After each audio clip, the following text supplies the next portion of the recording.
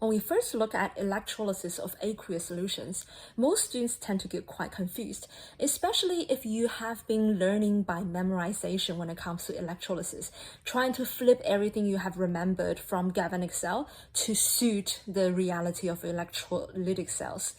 But in fact, we could actually organize our thoughts to align these two seemingly different perspectives or different ways of using electrochemical series. And you will eventually realize that electrochemical series are really our best friend.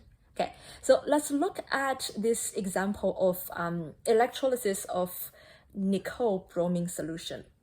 All right, so first step, I want you to actually have a mental image of a electrolytic cell in your mind. You have a power supply, you have two electrodes. And we mostly, in this case, let's make things simpler. All the electrodes are inert, so they don't really participate in reaction. Okay, so based on our knowledge of electrolytic cells, the structure of it, we should know that the negative end of the power supply is connected to the negative end of the electrode of this cell, okay? And electrons are supplied towards here, which makes this side of the battery the reduction side of the battery, because species will come here to grab those electrons and therefore be reduced. And now, which side is reduction? Cathode is defined as where reduction happens. So we know that in this case, our right hand side is the cathode side. So on the other hand, our positive electrodes connect to the positive end of the power supply will be the oxidation side, which is anode, okay, anode. Now, the second step we need to think about is what are some of the species that are present on each electrode.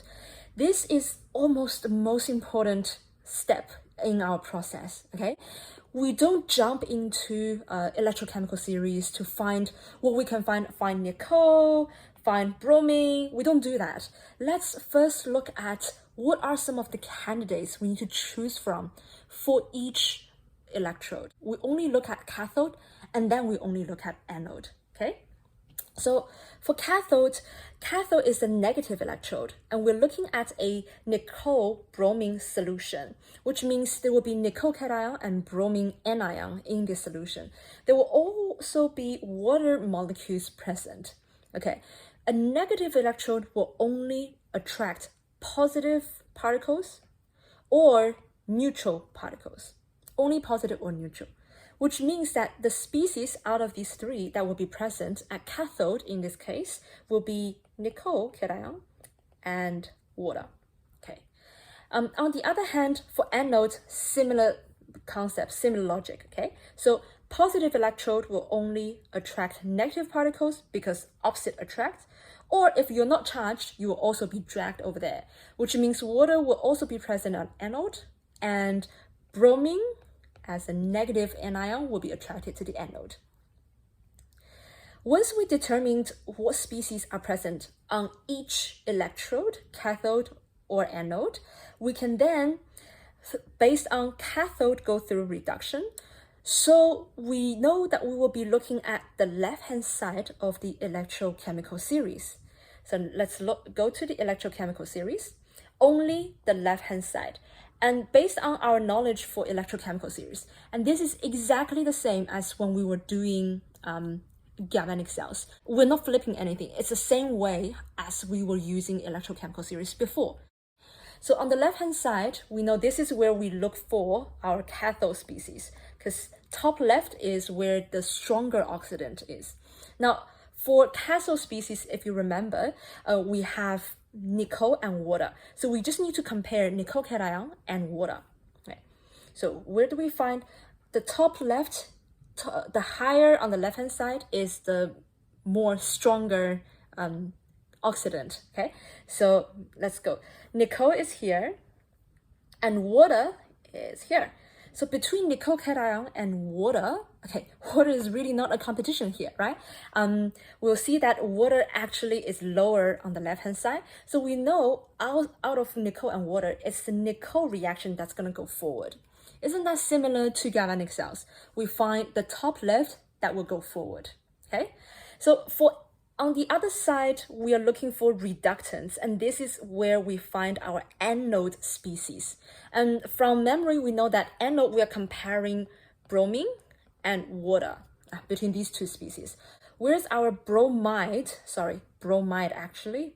So we have water here. Well, this water is not as low on the right hand side. We're looking for the bottom right. Okay, so this one is not as high as water here, so we'll choose that for water. Where is bromide? Oh, bromide is right underneath it. We said on the right hand side we want, bottom right, so we should pick bromine out of these two competitions.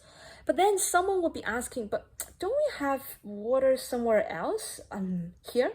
No, because that's on the other side. We don't really look across sides. Exactly same as we were looking at galvanic cells, okay? All right, so we know that in this case, water didn't really match up the competition, isn't it?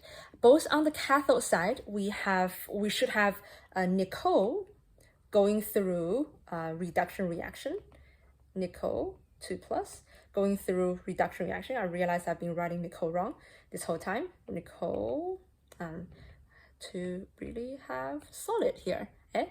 And on the other hand, water still is out of the competition, and we have bromide losing electrons to become bromine, and we should add electrons on this side to balance it. Okay, so when we add these two together, the overall reaction is really we will have nickel as in a solution.